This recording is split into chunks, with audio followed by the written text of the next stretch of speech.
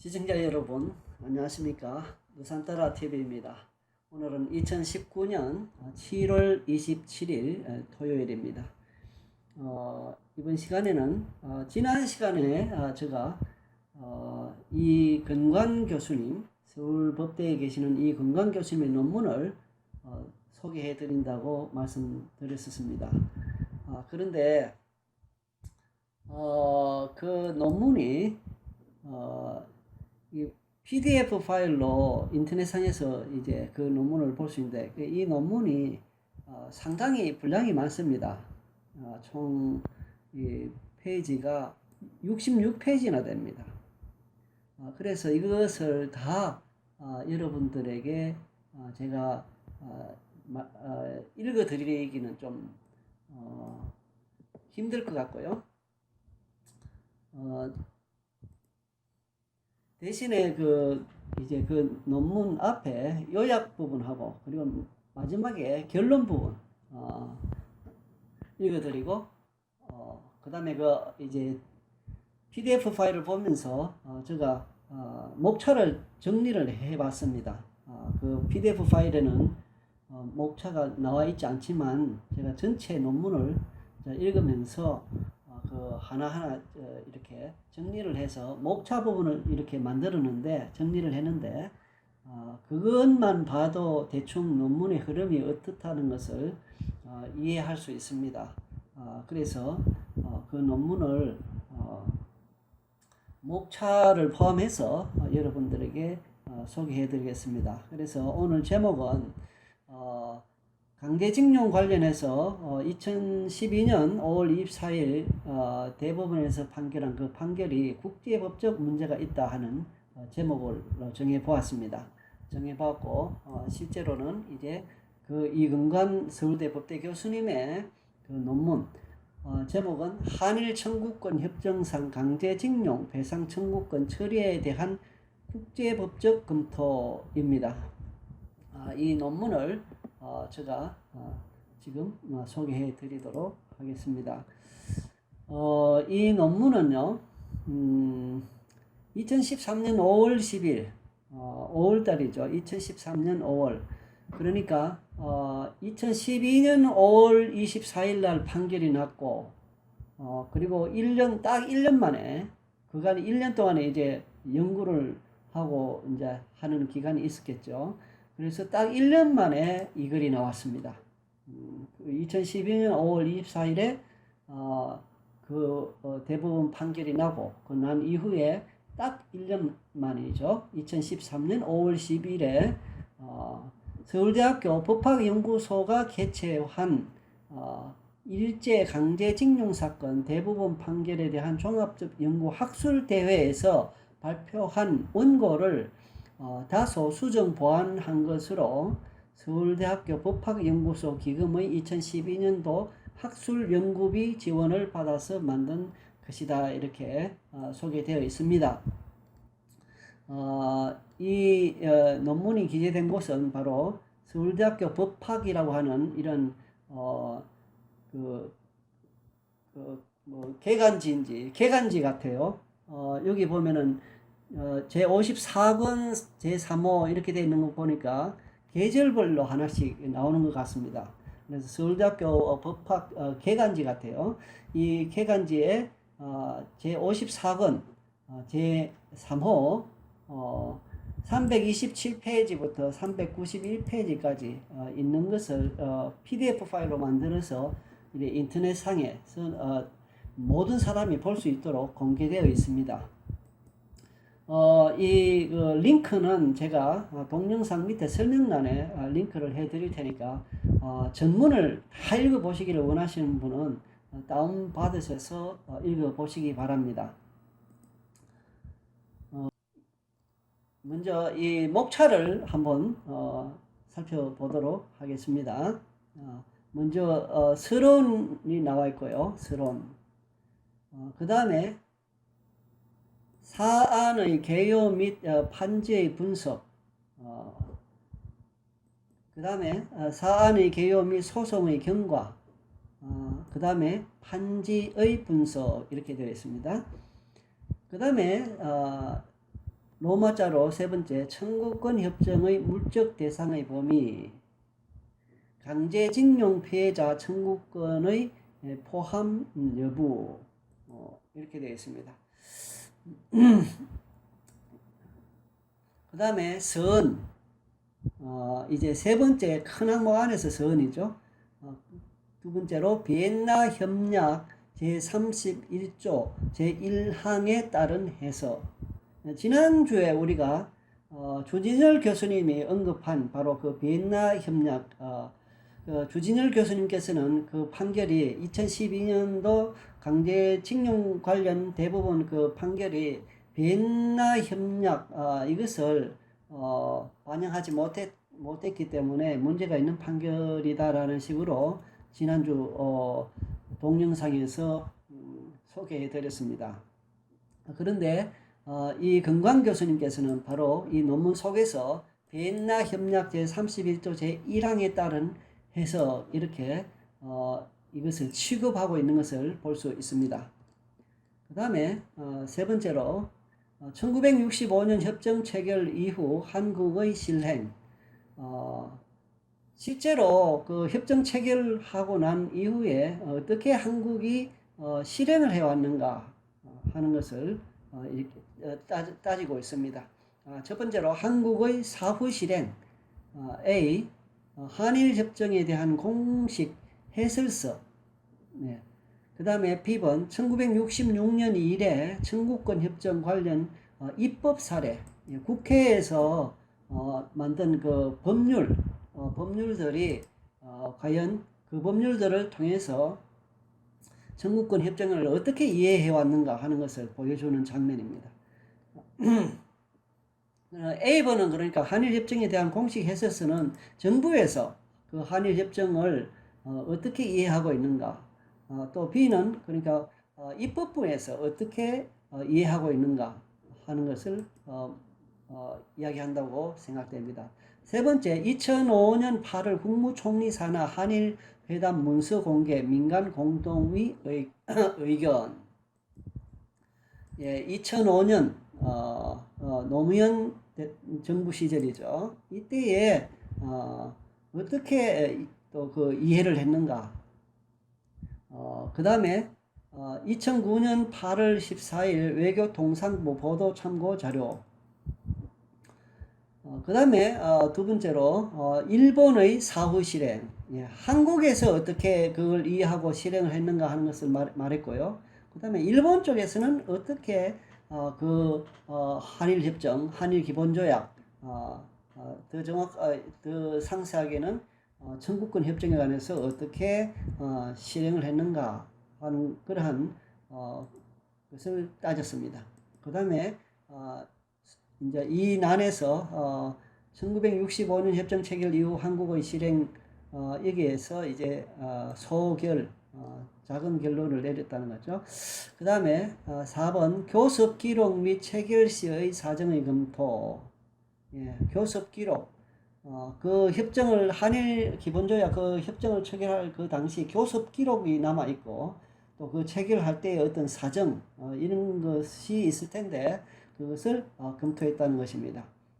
선. 두 번째로 한일 회담 개시 이전 시기 한국의 배상 요구. 세 번째, 협상 과정에서의 강제징용 피해자의 청구권 문제. 협상의 개시, 한일 회담에서의 강제징용 피해자 청구권의 논의. 10번, 한국 측의 일괄 보상 협정 방식의 주장. 예, 우리 한국 측에서 이렇게 주장했다는 것입니다. 한국 측에서 일괄 보상 협정 방식을 주장했다는 것이죠. 강제징용 피해자의 청구권을 일괄적으로 국가적인 차원에서 그렇게 했다는 것을 이야기하고 있습니다. 그 다음에 네 번째로 일본 제공 자금의 명목을 둘러싼 논쟁. 그 다음에 다섯 번째로 논리의 정리가 있고요. 여섯 번째로 판결에 대한 종합적 평가. 여기에서 이제 판결에 대한 종합적 평가 2012년 5월 24일에 판결한 그 판결 그것에 대한 평가를 한다는 거죠. 선. 그 다음에 샌프란시스코 조약과 청구권 협정의 관계. 세 번째, 일본이 제공한 자금과 청구권 문제 해결 간의 법적 대가 관계 존보. 네 번째, 일본의 식민 지배의 불법성 불인정과 청구권 협정의 물적 범위 결어. 그 다음에 로마자 네 번째로 1965년 청구권 협정에 의해 개인 권리가 소멸되었는지 여부. 일괄 보상 협정의 실정성. 예. 선 1번 선 2번 외교적 보호권의 법적 성질. 국가 자체의 권리 또는 개인 권리의 대위적 행사.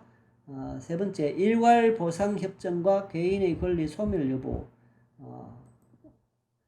선, 국가 실행의 기관, 독일의 실행. 그 다음에 일본의 실행. 네, 일본의 실행. 일본은 어떻게 했는가? 일본이 어떻게 실행했는가? 대만에 대해서 어떻게 했고, 인도네시아에 대해서 중국, 버마, 구소련, 폴란드 및 체코슬로바키아에 대해서 어떻게 했는가? 그리고 일본의 실행과는 조금 다른 부분인데, 여기 원래 PDF 파일에서는 4번으로 되어 있습니다. 이렇게 4번으로 되어 있는데, 앞에 이 부분이 앞에가 여기 4번으로 되어 있는데 또 4번으로 되어 있어서 안 맞아서 제가 요걸 그냥 G로 했는데, 사실은 이게 5번이 돼야 맞습니다. 이게 5번이 되면은 또 여기에 또 갈로 5가 나오기 때문에 맞지를 안 해가지고, 그래서 여기에 원래 논문에서 조금 순서가 매기는 것이 조금 잘못된 것 같습니다. 최근의 사례 2008년 리비아 이탈리아 조약. 그 다음에 5번 ILA 보고서, 6번 ILC 외교적 보호 초안 2006년, 7번째 결어. 4번 1965년 협정에 대한 혼란의 원인 개인 청구권 관련 일본 정부의 해석론적 고개. 5번 판결에 대한 종합적 평가. 일괄 보상 협정에 의한 개인 청구권 소멸이 근대법의 원리와 상충되는지 여부. 2번 조약에 명확한 근거 없이는 개인의 청구권까지 소멸시킬 수 없는지 여부 및 개인의 청구권 소멸에 양국 정부의 의사의 합치가 있는지 여부. 세 번째, 청구권 협정이 직접 개인 청구권을 소멸시킬 수 있는지 여부. 네 번째, 소결. 그 다음에 로마자 5번째, 외교 문제에 대한 사법 자제의 원칙. 그 다음에 마지막 6번 결어. 이렇게 목차가 되어 있습니다. 요약 부분을 이제는 말씀드리겠습니다. 이 요약 부분이 그 논문 앞쪽에 요약해서 그 논문을 압축해서 요약한 부분이 있고, 또 마지막에 논문 결어 부분이 있습니다. 그래서 이 요약 부분이 더 중요한 것 같고, 결어 부분은 논문을 쓴 분 개인의 법학자로서 개인이 아니라 그냥 인간 개인으로서 자기 생각을 좀 표현한 것이 짙게 나타나 있습니다. 이 요약 앞쪽에 있는 논문 앞쪽에 있는 요약 부분이 더 중요하다 하는 생각을 하게 됩니다. 읽어드리겠습니다. 2012년 5월 24일 대법원은 1965년 한일 청구권 협정의 해석과 관련하여 기념비적인 판결을 내렸다. 일제강점기 말기 일본 정부에 의해 징용되어 일본 기업에서 강제 노역에 종사했던 한국인 피해자들이 미쓰비시 중공업과 신일본제철을 상대로 제기한 소송에서 하급심 판결을 파기하고 원고 승소를 선언하였다. 한국 내 여론은 대체로 이 판결을 환영하였다. 한국인 피해자들의 그동안의 고통, 최근 일본 사회 전반의 우경화와 더불어 양국 간 관계가 긴장 국면에 있는 것을 감안하면 별반 놀라운 반응은 아니다. 그러나 국제법적인 측면에서 볼 때 이 판결은 적잖은 문제점을 내포하고 있는 것으로 판단된다. 이 색깔은 제가 색을 입힌 겁니다. 이 논문에서는 첫 번째로 강제징용 피해자의 청구권이 1965년 청구권 협정의 물적 대상에 포함되는지에 대한 조약 해석의 문제. 두 번째로 1965년 청구권 협정 자체에 의하여 개인의 청구권을 소멸시킬 수 있는지의 문제. 그리고 세 번째로 외교 문제와 관련된 사법 자제의 원칙의 논점에 초점을 맞춰 대법원 판결을 비판적으로 분석하였다. 예.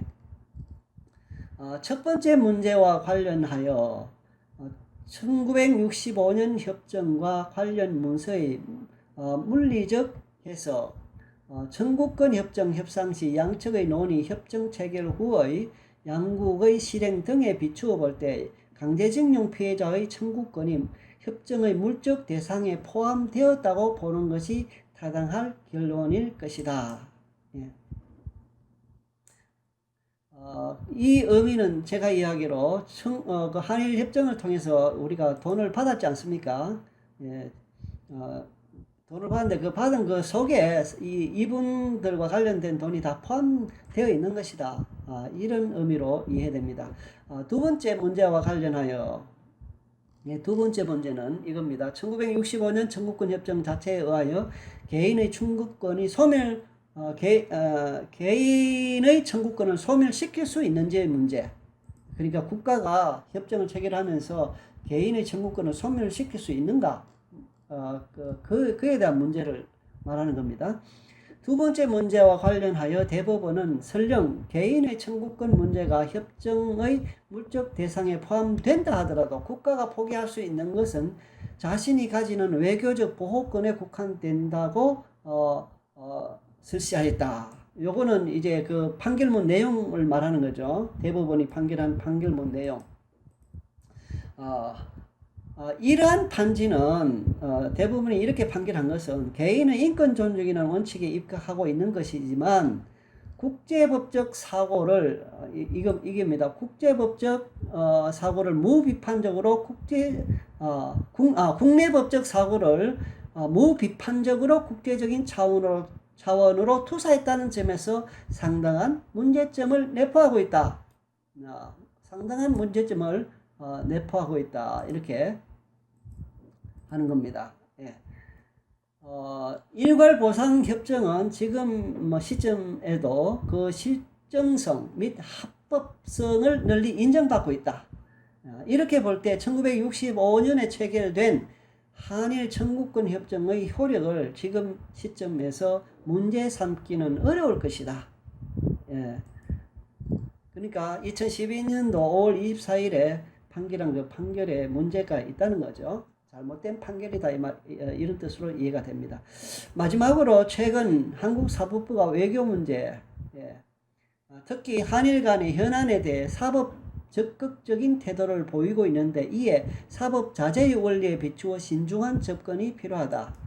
이번 판결의 경우 한국 외교부를 포함한 행정부가 1965년 이래 일관되게 견지해온 입장에 배치된다는 점에서 특히 그러하다. 예.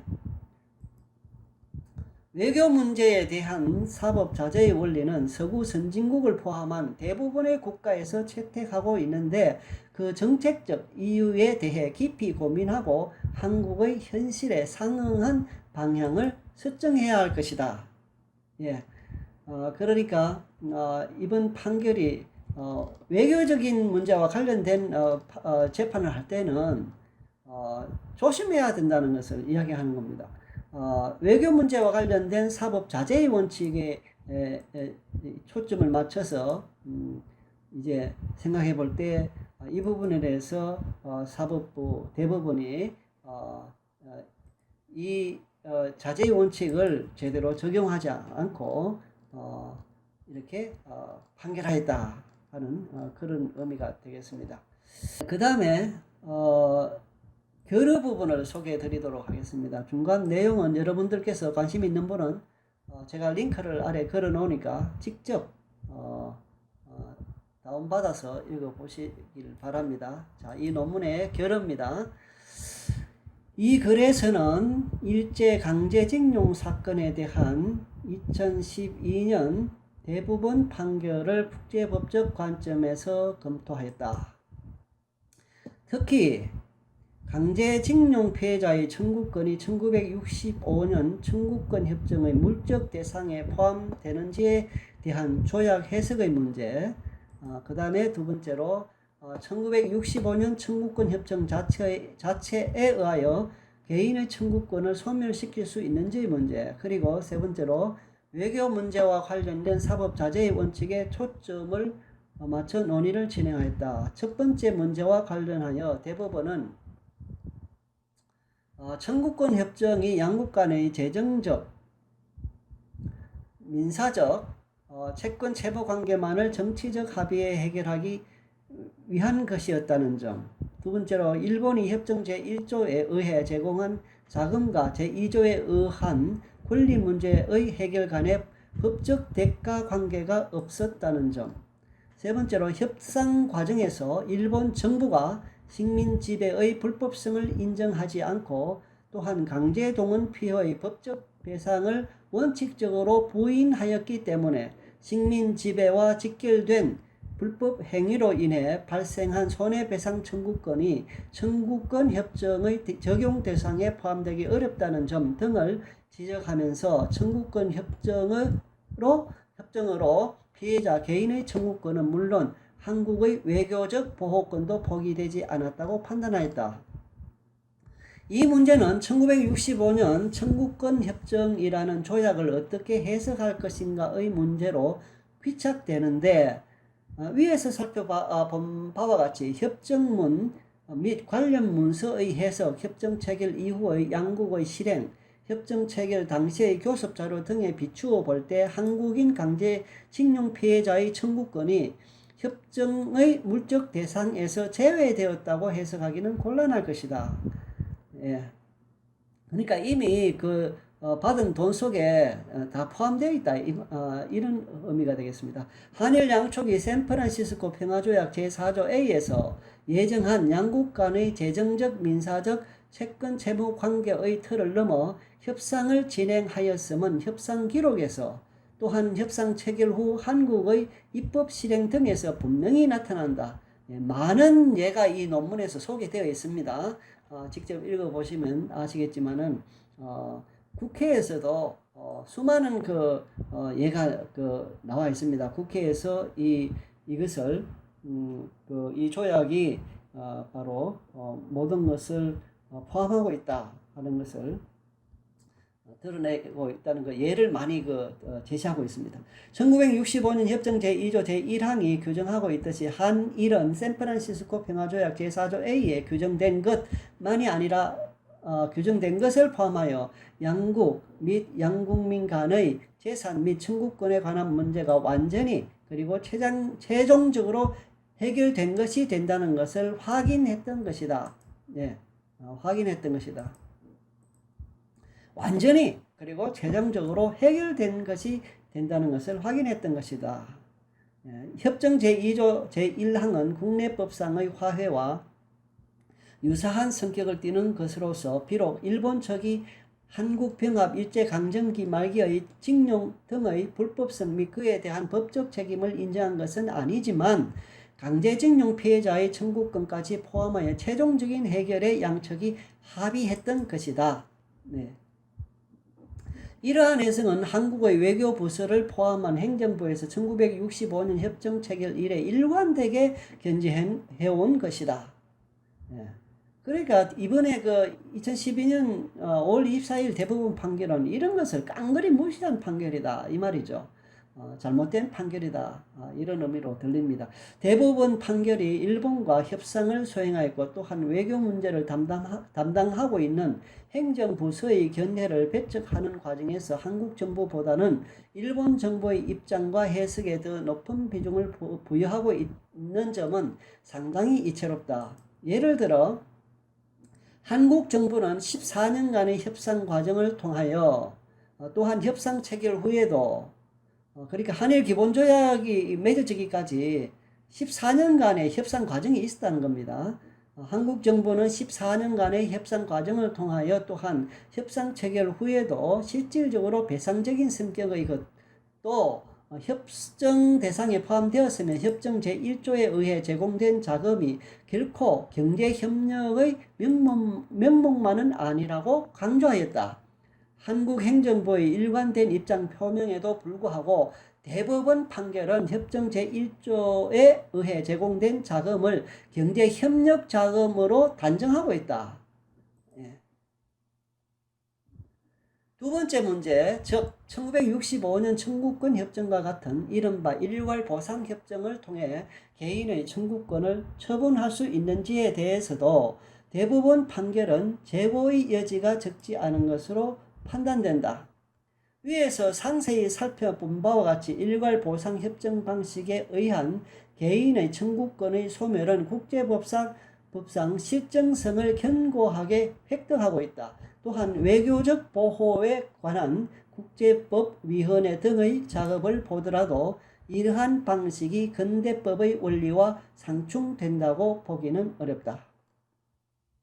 이러한 결의는 현재의 시점에도 타당하므로 시제법적인 관점에서 볼 때 1965년에 체결된 청구권 협정에는 더욱 그러하다. 또한 1965년 협정의 협상 과정에서 우리 정부는 일관되게 일괄 보상 협정의 채택을 주장하였던 사실도 기억해야 할 것이다.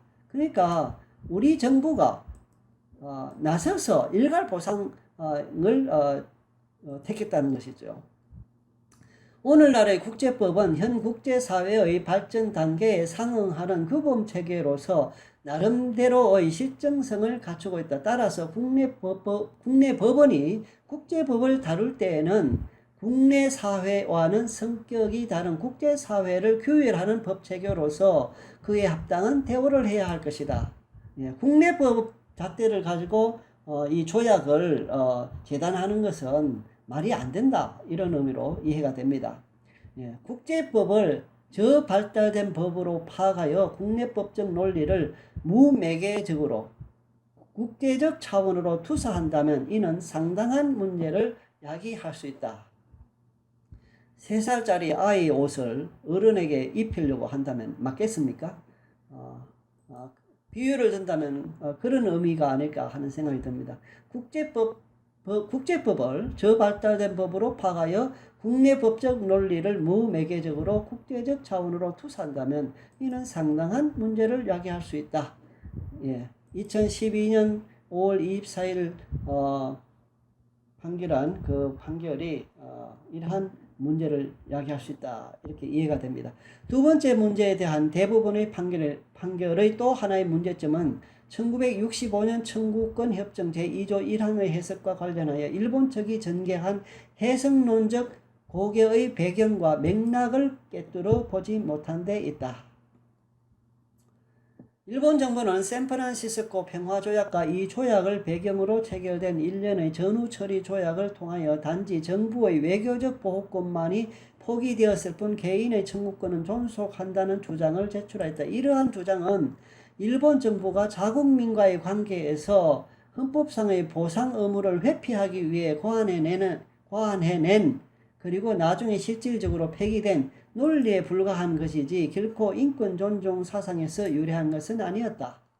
세 번째 문제, 즉 외교 문제에 대한 사법 자제의 원리와 관련해서도 근본 대부분 판결은 비판적 검토의 여지가 적지 않다. 1965년 협정 체결을 위한 협상을 수행했고 외교 문제를 담당하는 행정부서가 장기간에 걸쳐 일관된 입장을 표명했음은 이미 살펴보았다. 비록 외형상 사인 간의 소송이라 할지라도 외교부서의 의견을 조회하거나 또는 판결문에서 그 입장에 대한 검토 없이 이를 정면으로 배척한 것은 비교사법적인 관점에서도 상당히 이례적이다. 상당히 이례적이다. 이 말은 있을 수 없는 일이다. 이런 의미로 해석이 됩니다. 이해가 됩니다. 조약에 대한 최종적인 해석권이 사법부에 있다 하더라도 외교 문제에 대해 사법부가 신중한 접근을 하는 것이 일반적이다. 이번 판결로 강제징용 피해자를 비롯한 한일 양국 간의 현안이 종결될 수 있다면 외교 문제에 대한 한국 법원의 사법 적극주의적인 접근도 환영할 수 있을 것이다. 그러나 이제 진심은 여기 있는 거죠. 그러나 이번 판결로 인해 양국 간 외교 간의 긴장과 마찰이 고조되고 1965년 협정 위반 여부와 관련하여 한국 측의 국제법상 국제 책임의 문제가 발생할 개연성이 높아졌다. 예, 어떤 결과가 초래될지에 대해서 이미 이근관 교수님은 이렇게 파악하고 있었던 것을 볼 수 있습니다. 그 판결, 그 문제점 많은 그 판결로 인하여서 양국 간, 한국과 일본 간의 외교 관계의 긴장과 마찰이 고조될 수 있다. 지금 막 마찰이 한창 일고 있지 않습니까? 이게 어떠한 국가적으로 어떠한 피해를 가져올지 염려가 되는, 우려가 되는 그런 지금 상황인데요. 바로 벌써 2013년도 이때 이 재판 판결을 연구한 이근관 교수님이 이미 이렇게 내다보고 있습니다. 이렇게 금방 대법원 판결이 내려진 이후의 사태 전개는 외교 문제에 대한 사법 자제의 원리가 형성된 이유, 즉 고도의 정치적 판단이 요구되는 외교 문제에 대해 사법부가 개입하는 경우 오히려 국가 목표의 달성을 방해할 수 있다는 우려의 타당성을 재확인시켜 준다고 해도 과언이 아닐 것이다. 예. 이 지점에서 필자가 법적 논의의 틀을 벗어나 강조하고 싶은 것은 필자 역시 이제 필자 개인은 인간으로서 자기의 생각을 표현하는 겁니다. 필자 역시 강제징용 피해자들의 고통에 대해 깊은 안타까움과 부채의식을 지니고 있다는 점이다. 이들이 장구한 세월 동안 형언할 수 없는 피해와 고통을 겪었음에도 직접적 가해자인 일본은 물론 상당한 경제 성장을 통해 피해자들의 고통과 희생에 보답할 수 있는 물질적 풍요와 정신적 여유를 얻은 한국 사회도 이들의 피해 구제에 소홀했던 것은 부인키 어려울 것이다. 필자도 비록 만시지탄이 있지만 강제징용 피해자들의 피해 구제에 나서야 한다는 데는 전적으로 동감하지만 과연 어떠한 경로와 수단이 가장 적절한지에 대해서는 의견이 갈릴 수 있을 것이다. 근본 대법원의 판결이 취한 접근 방법이 양국 간 문제 해결, 특히 강제징용 피해자의 권리 구제에 가장 적절한 방법인지에 대해서는 필자는 의문을 품고 있다. 예, 법적으로 그래 해가지고 외교 문제를 발생시킬 수 있는 그러한 판결을 통해서 하는 방법이 잘못된 방법이다 하는 것을 이렇게 완곡하게 표현한다고 생각됩니다. 일본의 정부 의견과 판례가 소극적인 방향으로 확정되었고 일본 사회가 안타깝게도 과거사 문제와 관련하여 자폐적 경향을 보이고 있는 상황 하에서 다시금 일본 정부를 상대로 법적 책임을 추구하라고 한다면 그 실효성은 상당히 의문이다. 자칫하면 상당히 연로한 피해자들이나 사망한 피해자들의 유족들이 그들의 피해에 대한 법적 책임과 관련하여 한국에서 일본으로 가라고 하고 일본에서는 한국으로 가라고 하는 가운데 인간 탁구공과 유사한 처지에 놓일 경우도 우려도 있다. 이렇게 된다면 이미 너무나 큰 고통과 피해를 입은 당사자들에게는 또다시 큰 상처가 입혀질 가능성이 크다고 할 것이다. 또한 사법부의 판결로 인해 국가 간의 청구권 협정 위반을 이유로 새로운 분쟁이 발생하고 대외적으로 국가 책임의 문제가 발생할 가능성도 배제할 수 없다. 예. 청구권 위반을 이유로 새로운 분쟁이 발생하고 이미 이 근관 교수님은 이것을 다 내다보고 있습니다.